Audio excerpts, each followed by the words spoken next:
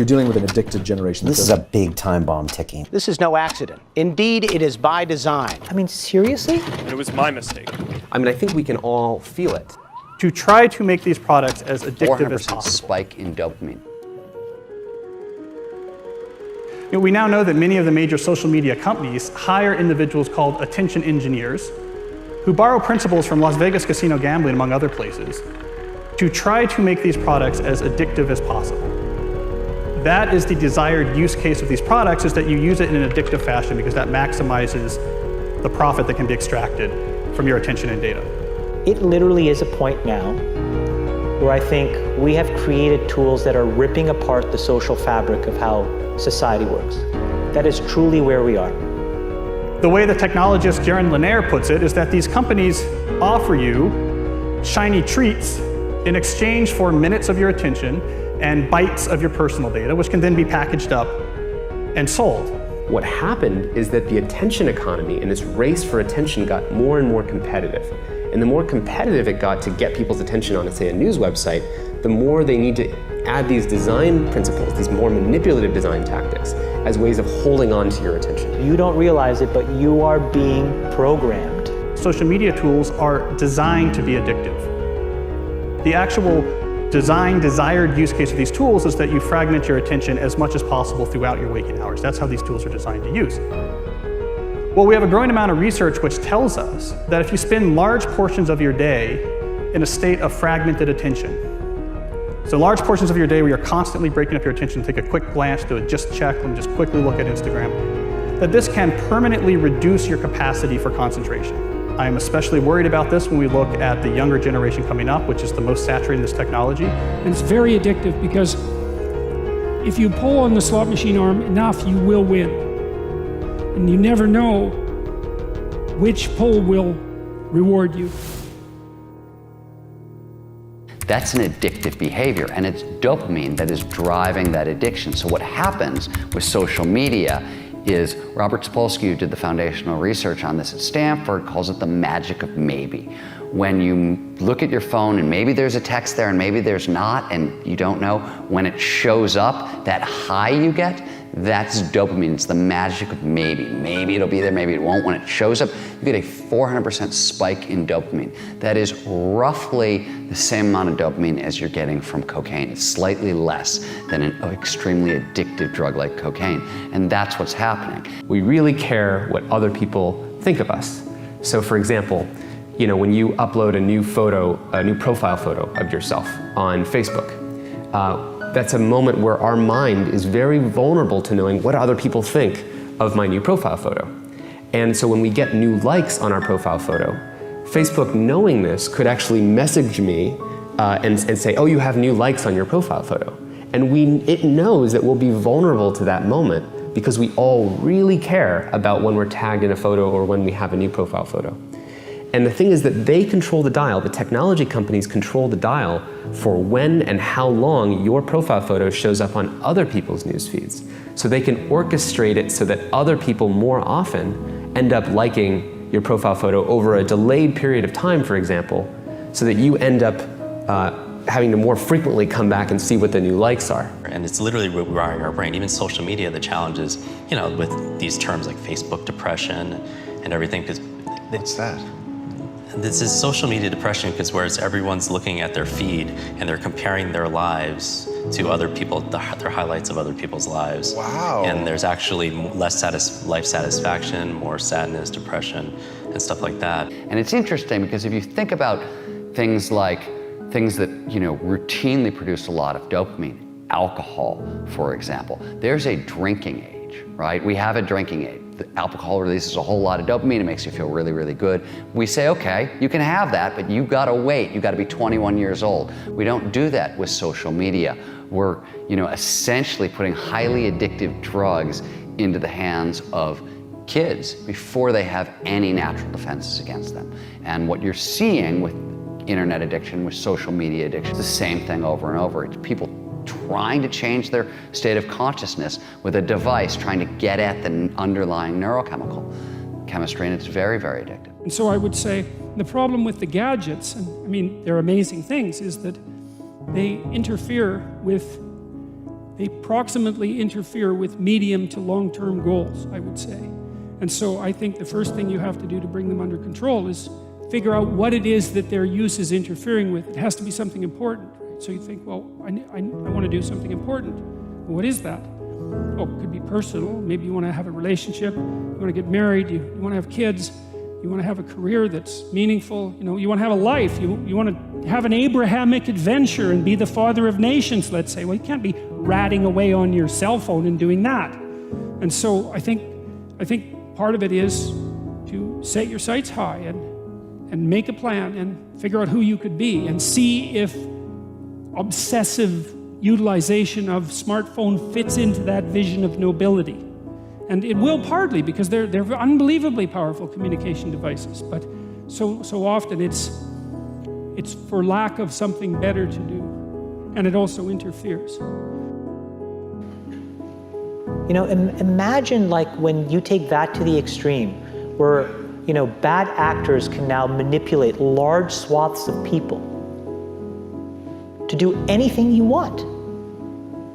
It's a really, really bad state of affairs. And we compound the problem, right? We curate our lives around this perceived sense of perfection because we get rewarded in these short-term signals, hearts, likes, thumbs up, and we conflate that with value and we conflate it with truth. And instead what it really is fake, brittle popularity that's short-term and that leaves you even more, and admit it, vacant and empty before you did it. Because then it forces you into this vicious cycle where you're like, what's the next thing I need to do now? Because I need it back. Think about that compounded by 2 billion people. And then think about how people react then to the perceptions of others. It's really bad. So we know from the research literature that the more you use social media, the more likely you are to feel lonely or isolated. We know that the constant exposure to your friends' carefully curated positive portrayals of their life can leave you to feel inadequate and can increase rates of depression. And something I think we're going to be hearing more about in the near future is that there's a fundamental mismatch between the way our brains are wired and this behavior of exposing yourself to stimuli with intermittent rewards throughout all of your waking hours. So it's one thing to spend a couple hours at the slot machine in Las Vegas, but if you bring a slot machine with you and you pull that handle all day long from when you wake up to when you go to bed, we're not wired from it. It short circuits the brain, and we're starting to find that it has actual cognitive consequences, one of them being this sort of pervasive background hum of anxiety. Here's the thing. The world we live in isn't real. Social media isn't real. And by design, social media rewards us for showing our best life. The edited, posed, champagne, Michelin star, holiday, orchestrated best angle of our life, the highlight reel. But you don't ever see real life, the 99% of our lives, the behind the scenes, the unglamorous, unfiltered, day-to-day, bland normality.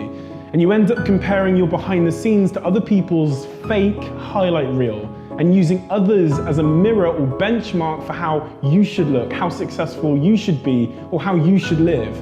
These fake comparisons will only serve to make you feel inadequate and inferior to something that isn't even real.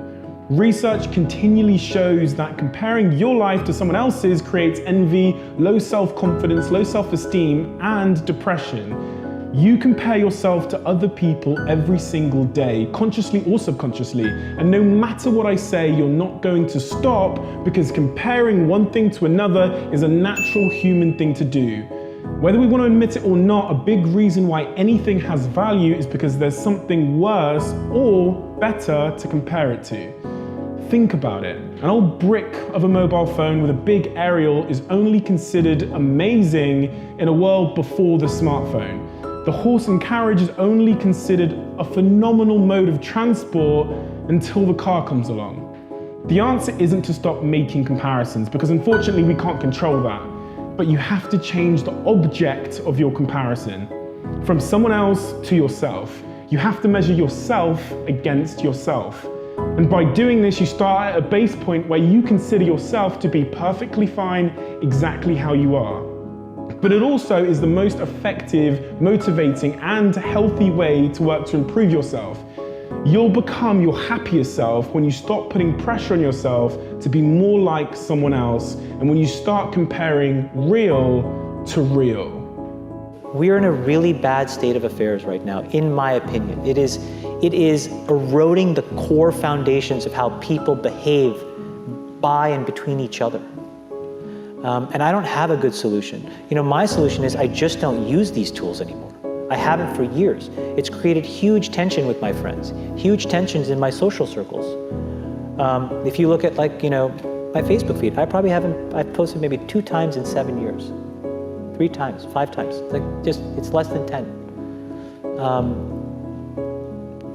And it's weird. I guess I kind of just innately didn't want to get programmed. And so I just tuned it out. But I didn't confront it.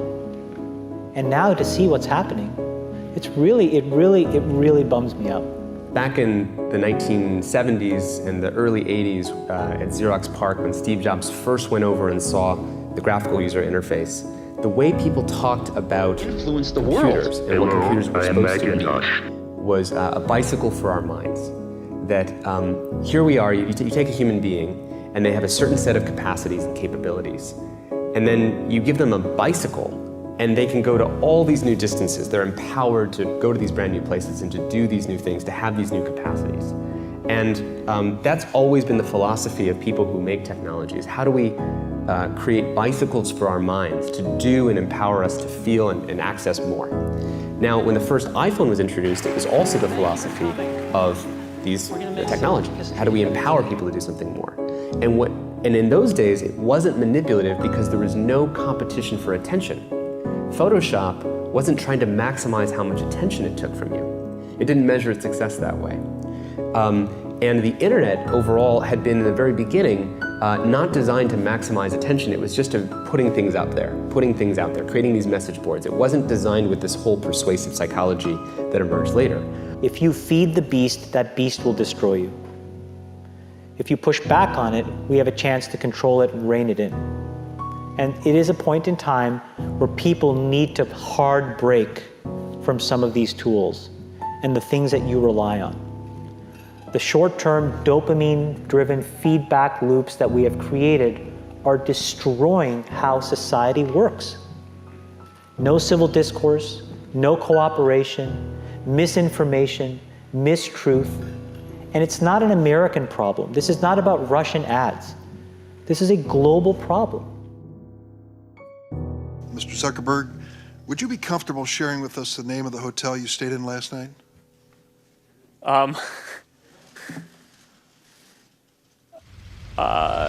No.